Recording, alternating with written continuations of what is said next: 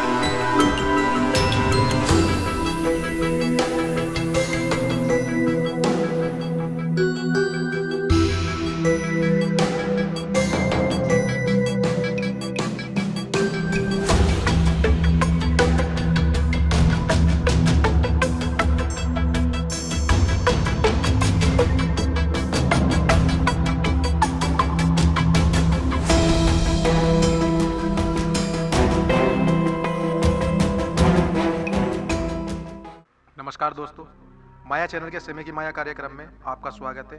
एक बार फिर से हम आपके लिए लेकर आए हैं एक ऐसी धार्मिक जानकारी जो शायद आपको नहीं है पता। आइए पंडित जी से जानते हैं इस मंदिर के बारे में, कैसे ये मंदिर बना, किसने की स्थापना और क्या है यहाँ का महत्व। पंडित जी अपना नाम बताएं। श्री राधे। मैं पंडित हंसराज भारद्वाज जी, श्री सिद्ध पीठ श्यामा श्याम मंदिर, गांधीनगर मुजफ्फरनगर से।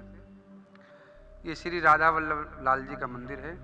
श्री राधिका वल्लभ भो जयती, श्री हित हरिवंश चंद्रो जयती। पंडित जी हमारे दर्शकों को बताइए, इस मंदिर की नींव किसने रखी, कब रखी और क्या यहाँ का महत्व है। ये जो श्यामा श्याम मंदिर है, हमारे गुरुजी आदरणीय श्री 1008 श्री राधा शरण योगीराज जी महाराज ने वृंदावन में राधा वल्लभ मंदिर की सेवा से प्रभावित होकर, वहाँ के नियम से प्रभावित होकर अपने मन में एक दृढ़ संकल्प किया कि मुझे जब भी मौका मिलेगा मैं भी श्री राधा वल्लभ लाल जी की सेवा के लिए एक मंदिर की स्थापना करूंगा। उन्होंने वह संकल्प 109 यज्ञ के द्वारा लिया कि अलग अलग स्थानों पे अलग अलग तरीके से मैं उन यज्ञों को करूंगा। जैसे कि जल में खड़े होकर के उन्होंने तप किया, फिर यज्ञ किया, धूम में जेठ की गर्मी में तप करके उन्होंने तप किया, फिर यज्ञ किया, भंडारे किए। तो 109वां यज्ञ उन्होंने गांधीनगर मुजफ्फरनगर में किया और उन्होंने देखा कि इससे सुंदर स्थान राधा वल्लभ जी के लिए नहीं है कहीं। तो उन्होंने इस मंदिर की स्थापना 1973 में ठाकुर जी के मंदिर की नींव का कार्य प्रारंभ किया। उस दिन से ठाकुर जी की ऐसी कृपा हुई मुजफ्फरनगर में, जब वृंदावन में सब लोग जाते हैं तो बांके बिहारी जी से अगली साइड में जो मंदिर है वह राधा वल्लभ लाल जी का। तो राधा वल्लभ लाल जी के यहाँ लिखा हुआ है कि राधा वल्लभ दर्शन दुर्लभ। मंदिर तो बहुत होंगे लेकिन राधा वल्लभ जी के दर्शन करने का अलग ही महत्व होगा। तो महाराज जी ने जो 109 यज्ञ किए थे उन्हीं के द्वारा इस मंदिर की परिक्रमा प्रांगण में उन्होंने 109 स्तंभ की एक माला बनाई है। जो माला हम जपते हैं ना, एक परिक्रमा करने से उस माला का जाप हो जाता है अपने मंत्र के द्वारा। राधिका वल्लभ हो जयति श्री ही धर्मंश चंद्रो जयति। किसी भी मंत्र के द्वारा एक परिक्रमा करने से उसकी एक माला पूरी हो जाती है। और वो महाराज जी ने यहाँ मुजफ्फरनगर में वृंदावन की स्थापना कर दी। उस दिन से जो भी यहाँ ठाकुर जी को 108 परिक्रमा करते हैं भक्त आकर के, कार्तिक के महीने में तो मेला चलता है परिक्रमा का, जगह नहीं रहती जितनी भीड़ होती है। उन्होंने इस मंदिर की स्थापना करी। इस मंदिर में इतने उत्सव होते हैं। अब जैसे आज के समय में ही यहाँ पौष मास शुक्ल पक्ष दोज से महा शुक्ल पक्ष दोज तक खिचड़ी उत्सव का उत्सव चल रहे हैं, जो सुबह प्रातः 5:30 बजे से 6:30 बजे तक। क्योंकि इस मंदिर में ठाकुर जी की 8 आरतियां होती हैं। अष्टयाम सेवा, ये ठाकुर जी का ऐसा मंदिर है जहाँ ठाकुर जी की अष्टयाम सेवा होती है। यहाँ मंगला आरती भगवान की बिना स्नान करे होती है। ठाकुर जी बाल रूप में उठ करके आते हैं और स्नान से पहले ही उनकी मंगला आरती होती है। लड्डुओं का भोग लगता है भगवान को। अब खिचड़ी का भोग चल रहा है। सैकड़ों की संख्या में श्रद्धालु सुबह ही मुजफ्फरनगर से कोने कोने से यहाँ श्रद्धालु पहुंच जाते हैं। तो महाराज जी का यही कहना था कि मेरा उद्देश्य तो भक्तों को दर्शन कराने का है। उनका वह मनोरथ पूर्ण हुआ और उन्होंने इस भव्य मंदिर का स्थापना की और हम लोगों के लिए एक ऐसा स्थान में बना करके गए हैं कि अपने दर्शनों को यहीं से करते रहें। राधा वल्लभ जी का ऐसा मंदिर, ये राधा वल्लभ जी के 4 मंदिर हैं। एक मुजफ्फरनगर में, एक वृंदावन में, एक देवबन में और एक चरथावल में। पूरे हिंदुस्तान में, भारत में 4 ही मंदिर हैं जो राधा वल्लभ जी से सेवित हैं। यहाँ अष्टयाम सेवा होती है। सबसे पहले मंगला आरती, भगवान जी के स्नान से पहले मंगला आरती होती है। फिर उनके बाद भगवान की श्रृंगार आरती होती है, जब भगवान का स्नान हो जाता है, वस्त्र आभूषण। क्योंकि यहाँ भगवान शयन कक्ष में भी जाते हैं और उत्थापन भी होता है उनका। अब ठाकुर जी यहाँ पे हैं, फिर उनका शयन हो जाता है। उसके बाद श्रृंगार आरती, फिर भगवान को नजर न लगे तो उनकी धूप आरती होती है। फिर भगवान को दोपहर में भोजन की आरती होती है, राजभोग आरती। फिर शाम को दोपहर में भगवान शयन के लिए चले जाते हैं, आराम के लिए, और शाम को 4 बजे फिर ठाकुर जी जग करके बाहर आते हैं। फिर उनकी धूप आरती होती है भगवान के श्रृंगार के बाद में। अब शाम को संध्या आरती होगी जिसमें भगवान का 1 घंटे का कीर्तन चलता है। श्री राधिका वल्लभ हो जयति श्री ही हरिवंश चंद्रो जयति, श्री कृष्ण गोविंद हरि मुरारी हे नाथ नारायण वासुदेवा मंत्र के द्वारा 1 घंटे तक भगवान का नाम जप कीर्तन चलता है। फिर भगवान को भोजन का भोग लगता है, फिर दूध का भोग लगता है। फिर भगवान की शयन भोग आरती के साथ में भगवान जी आराम के लिए चले जाते हैं। बहुत संख्या में यहाँ श्रद्धालु आते हैं प्रतिदिन।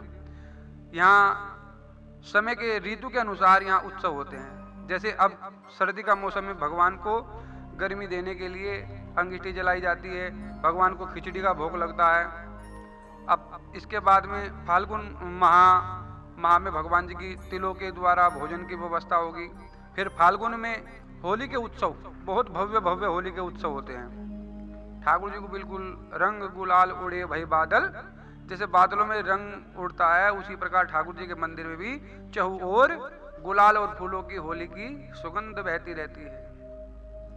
फिर भगवान को गर्मी के मौसम में गर्मी के वस्त्र आभूषण, फिर बरसात के मौसम में भगवान की झूला उत्सव होते हैं। ठाकुर जी बाहर मंदिर के बाहर प्रांगण में आते हैं सबके साथ में झूलने के लिए। झूला तो पड़ गया अमवा की डार पेरी, ठाकुर जी के झूले उत्सव होते हैं। और मैं यही कहना चाहूँगा, क्योंकि रसिकदास जी श्री राधा शरण योगी राज जी महाराज ने इतने सुंदर इस मुजफ्फरनगर को वृंदावन दिया है, जिसे संजोकर हम लोगों को यहाँ सेवा करनी है और दर्शन करने हैं। यहाँ का एक नियम है कि जो ठाकुर जी की 108 परिक्रमा सच्चे मन से कर लेता है, हाथ में कुछ पदार्थ होना चाहिए, जैसे कि कोई फूल के द्वारा कर सकता है, कोई फल के द्वारा कर सकता है, कोई मिष्ठान के द्वारा कर सकता है, कोई बादाम आदि किसी भी वस्तु के द्वारा गणना के साथ में।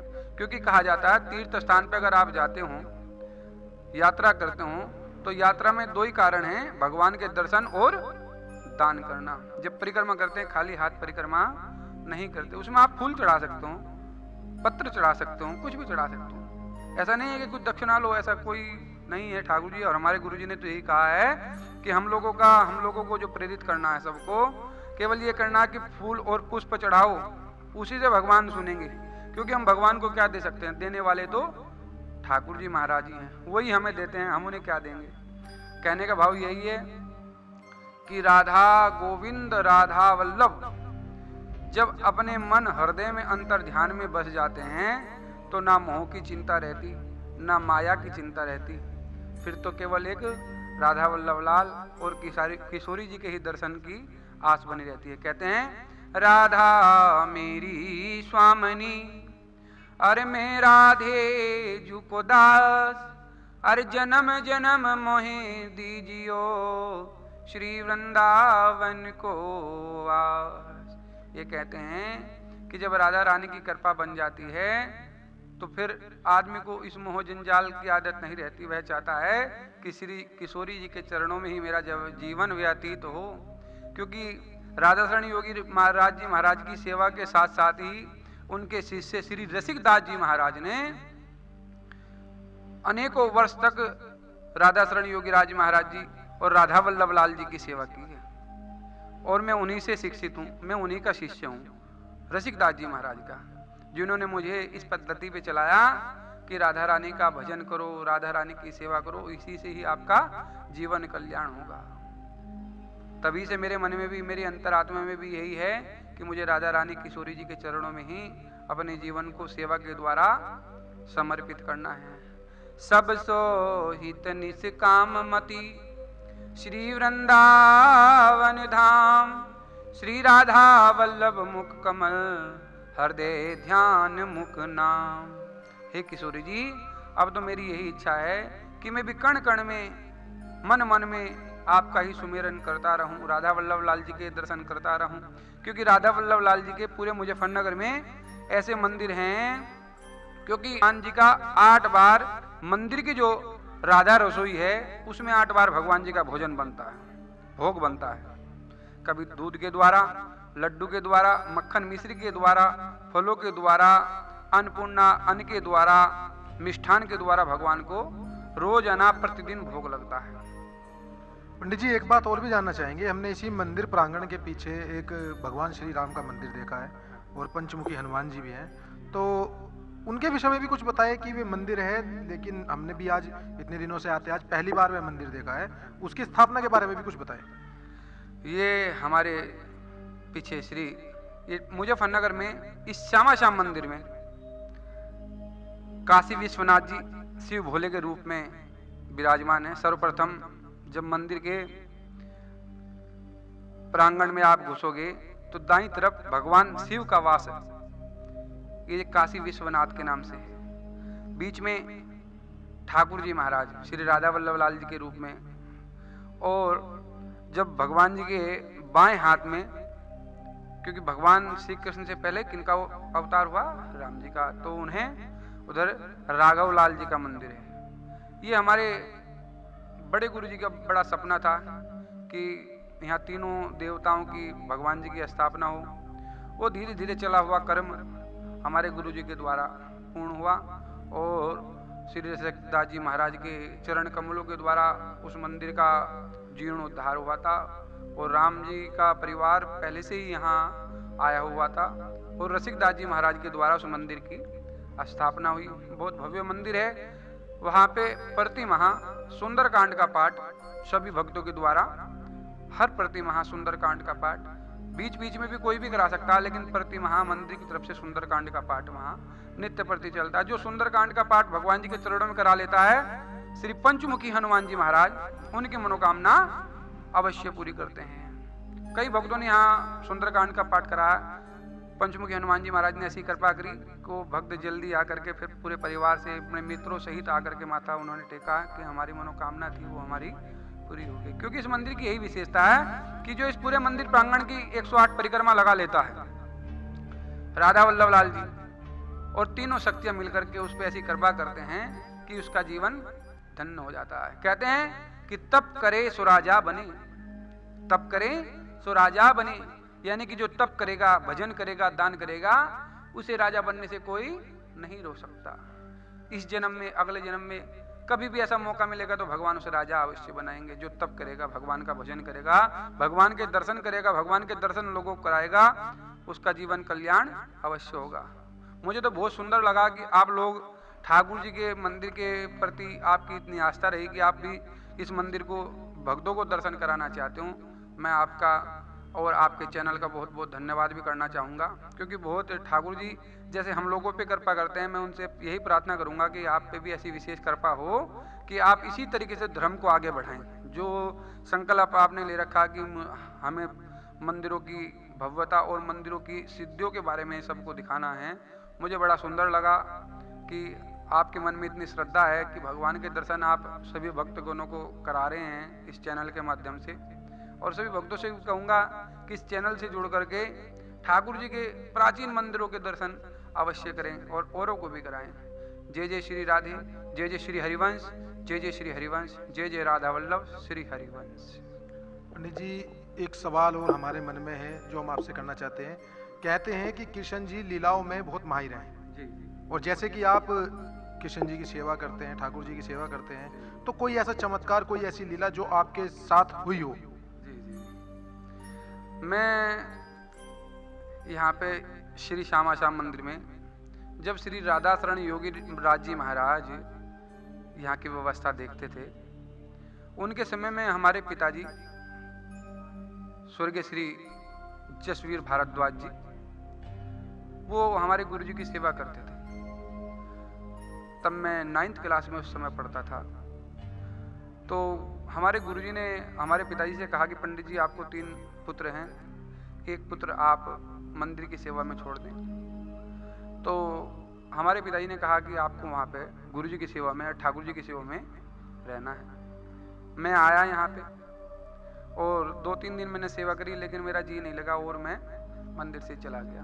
मैंने कहा नहीं, मैं तो पढ़ाई करूँगा। लेकिन फिर ऐसे संयोग बने, गुरुजी ने कहा कि उस पर ऐसी कृपा राधा रानी की होंगी कि राधा रानी उसे अपने आप ही चरणों में सेवा के लिए अवश्य बुला लेंगी। तो हमारे गुरुजी का श्री राधा शरण योगी राज जी महाराज का स्वास्थ्य थोड़ा ढीला चल रहा था, तो उनकी इच्छा थी। तो पिताजी ने कहा कि भाई संतों के और भगवान के दर्शन और संतों की और भगवान की वाणी सुनकर के अगर कोई नहीं पिघलता तो उसका जीवन दरविंद्र होता है। तो मेरे मन को, मेरी आस्था को जब भी ठेस पहुंच, मैंने कहा कि आज से मैं अगर सेवा में रहूँगा तो गुरुजी की और राधा वल्लभ लाल जी की सेवा में ही रहूँगा। तो गुरुजी ने रसिकदास जी महाराज के द्वारा मुझे राधा वल्लभ लाल जी की सेवा ग्रहण करवाई और कंठी, ये कहते हैं कंठ को शुद्ध करने वाली कंठी भी उन्होंने मुझे दी। तो मैंने उस दिन से आज तक ठाकुर जी की चरणों में सेवा में लगा रहा। और एक बार मुझे ऐसा भगवान ने साक्षात दर्शन दिए, जो मैं चमत्कार के द्वारा मैं उस दिन से यहीं पे डटा हुआ हूँ। क्योंकि जो सूचना गुरुजी ने मुझे यहाँ मंदिर में भिजवाई थी, उससे पहले ही ठाकुर जी ने मुझे मार्गदर्शन दे दिए थे कि आपको यहाँ पे सेवा करनी है, आपकी सेवा राधा वल्लभ लाल जी के चरणों में है। क्योंकि मेरा पढ़ने का मन था, लेकिन मैंने गुरुजी ने कहा था कि आप पढ़ते भी रहना और साथ साथ भगवान की सेवा भी करते रहना। तो मेरे दोनों काम सिद्ध हो गए, मेरी पढ़ाई भी पूरी हो गई गुरुजी के आशीर्वाद से, और भगवान की कृपा से मेरी सेवा भी ठाकुर जी के चरणों में चलती रही। क्योंकि जब संत की कृपा हो जाती है तो भगवान अपने आप ही दर्शन दे देते हैं। तो मेरे तो सब मनोरथ सिद्ध हो गए, क्योंकि हमारे माता पिता गुरुओं की सेवा में थे और गुरु हमारे भगवान जी की सेवा में थे। जब तीनों ही एक साथ मिलकर के उनकी इच्छा थी कि मैं यहाँ सेवा करूँ, तो मैंने उसी दिन से संकल्प लिया कि मैं अपने गुरु जी की और जो वाणी है उसे सिद्ध करूँगा और श्री राधा वल्लभ लाल जी की सेवा तन मन से समर्पित होकर इस मंदिर में अपने जीवन तक करता रहूँगा। दोस्तों, आज हमने आपको दिखाया राधा वल्लभ ठाकुर जी का मंदिर और क्या यहाँ की महत्वता थी और क्या यहाँ पर आने से लोगों को मनोरथ मिलता है, किस तरीके से लोगों की इच्छाएं पूरी होती है। हम भी आपसे अपील करते हैं आप भी इस मंदिर पर आएं, इस भव्य मंदिर के दर्शन करें और 108 परिक्रमा कर कर अपनी मनोकामना पूर्ण करें। मैं अंकित मोहन शर्मा अपने सहयोगी सुधीर चौधरी के साथ।